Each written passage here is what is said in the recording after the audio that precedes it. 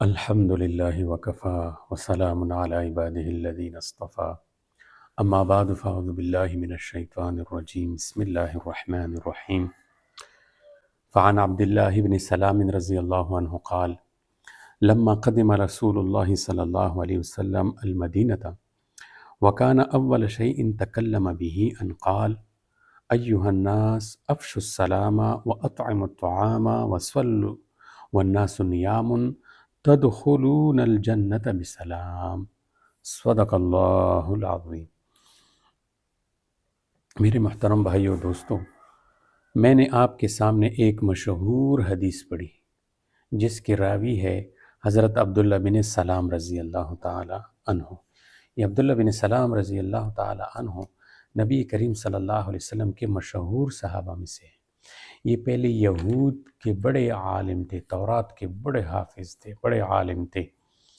پھر تورات میں اس نے نبی کریم صلی اللہ علیہ وسلم کے متعلق کچھ صفات پڑھے تھے کہ مکہ میں پیدا ہوں گے اور مدینہ ہجرت کریں گے وغیرہ۔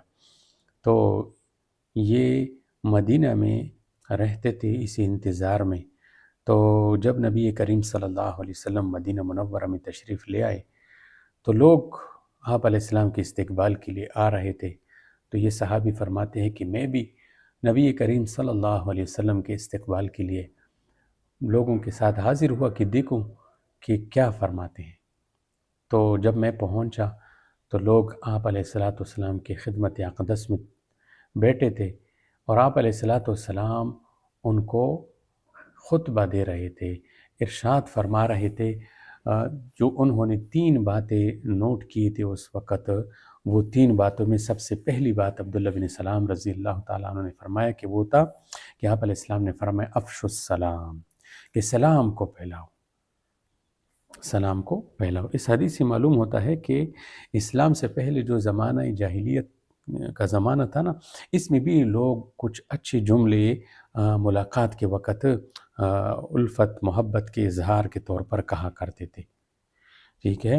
تو لیکن پھر جب اسلام آیا تو دین اسلام نے ان تمام الفاظ سے جو پہلے پڑھے جاتے تھے، کہے جاتے تھے، ان سب سے منع کیا اور ان کے بجائے سلام کرنے کا حکم دیا، السلام علیکم ورحمۃ اللہ وبرکاتہ، کہ اس سے بہتر محبت اور تعلق کا اظہار کسی کلمے میں نہیں ہے۔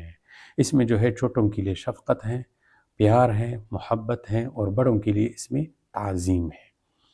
اور کتنی بڑی فضیلت ہے السلام علیکم ورحمۃ اللہ وبرکاتہ، کہ اس جملے پر 30 نیکیوں کا بندہ مستحق ہو جاتا ہے۔ اور حضرت عمران بن حسین رضی اللہ تعالیٰ عنہ سے روایت ہے، مشہور روایت ہے کہ نبی علیہ السلام کی خدمت میں ایک شخص آیا اور یوں سلام کیا کہ السلام علیکم، تو آپ علیہ السلام نے فرمایا کہ اس کو 10 نیکی یہ بندہ 10 نیکیوں کا مستحق ہو گیا۔ پھر دوسرا شخص آیا، اس نے کہا السلام علیکم ورحمۃ اللہ، تو آپ علیہ السلام نے فرمایا کہ یہ 20 نیکیوں کا مستحق ہو گیا۔ پھر تیسرا شخص آیا، اس نے کہا السلام علیکم ورحمۃ اللہ وبرکاتہ، نبی علیہ السلام نے فرمایا کہ یہ بندہ 30 نیکیوں کا مستحق بن گیا، اس کو 30 نیکیاں حاصل ہو گئی۔ اللہ تعالی ہمیں ان اعمال کا یقین جو ہے نصیب فرمائیں۔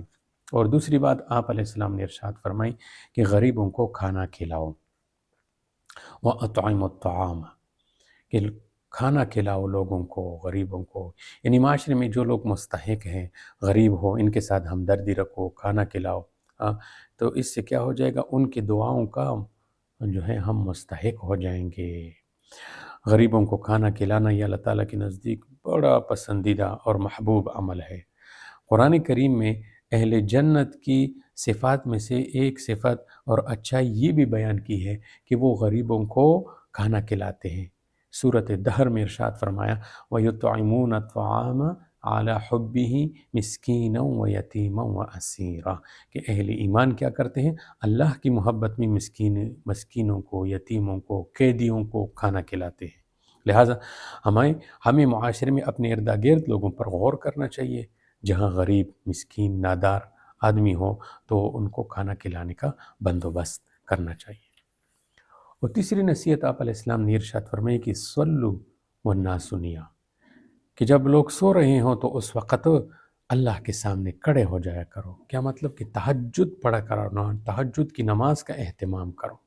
تہجد کی نماز کی بڑی فضیلت ہے، اور رات کے آخری حصے میں اللہ کے سامنے کھڑا ہونا بہت بڑی سعادت کی بات ہے۔ حدیث سے معلوم ہوتا ہے کہ اس وقت اللہ تعالیٰ اپنی خاص شان رحمت کے ساتھ اپنے بندوں کی طرف متوجہ ہوتے ہیں اور بندوں کی دعا قبول کرتے ہیں۔ نبی کریم صلی اللہ علیہ وسلم نے رات کے آخری حصے میں تہجد کی نماز کی بڑی ترغیب بیان کی ہے، بڑی ترغیب دی ہے۔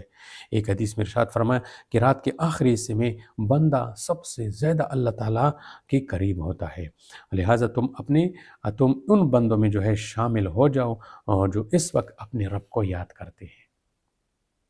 تو اس حدیث پاک میں 3 چیزوں کی طرف ہمیں متوجہ کیا ہے کہ ایک تو سلام کو پھیلائے، ٹھیک ہے، جو مسلمان آپس میں ملے ایک دوسرے کو سلام کرے، چھوٹا جو ہے وہ بڑوں کو سلام کرے، بیٹھی ہوئی لوگ چلنے والا بندہ بیٹھی ہوئی پر سلام کر لے، ٹھیک ہے، سوار بندہ چلنے والے پر سلام کرے، توڑے بندے ہو زیدوں پر سلام کر لے، گھر میں داخل ہو تو سلام کرنا چاہیے۔ البتہ کچھ جگہ ایسے ہیں جو ممنوع ہے، مثلا نامحرم عورت، جوان عورت، اس کو سلام نہیں کرنا چاہیے کہ اس میں فتنے کا اندیشہ ہے۔ اسی طرح کچھ لوگ عبادات میں مشغول ہو، ذکر و اذکار میں مشغول ہو، ان کو جو ہے سلام نہیں کرنا چاہیے۔ اسی طرح کوئی بندہ پیشاب وغیرہ کر رہا ہو، یعنی ستر اس کا کھلا ہوا ہو، تو اس حالت میں اس کو سلام نہیں کرنا چاہیے۔ اور اسی طرح کافر بندے کو سلام نہیں کرنا چاہیے۔ کافر اگر آپ کو سلام کرے تو جواب میں وعلیک، بس اتنا کہنا چاہیے۔ بہرحال اس کے علاوہ مسلمان صحابہ اکرام کی تو یہ عادت تھی، ایک صحابی کے بارے میں آتے ہیں کہ وہ اپنے دوست کو ساتھ کر کے بازار تشریف لے جاتے اور پھر واپس آ جاتے۔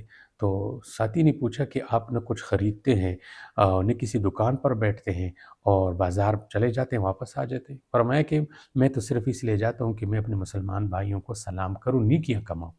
تو ہمیں بھی چاہیے کہ سلام کو زیادہ سے زیادہ پھیلائے۔ اور دوسری بات کیا ارشاد فرمائی کہ غریبوں کو کھانا کھلانا۔ تو دیکھو پڑوس میں، رشتہ داروں میں، محلے میں ایسے لوگ ہوں تو ان کے کھانے کا بندوبست کرنا چاہیے۔ اور اسی طرح تہجد کی نماز خاص کر اللہ تبارک و تعالیٰ سے مانگنا چاہیے کہ یا اللہ مجھے تہجد کی نماز سے محروم نہ فرما۔ اللہ پاک ہم سب کو ان 3 باتوں پر عمل کرنے کی توفیق عطا فرمائے۔ وآخر دعوانا الحمدللہ رب العالمین۔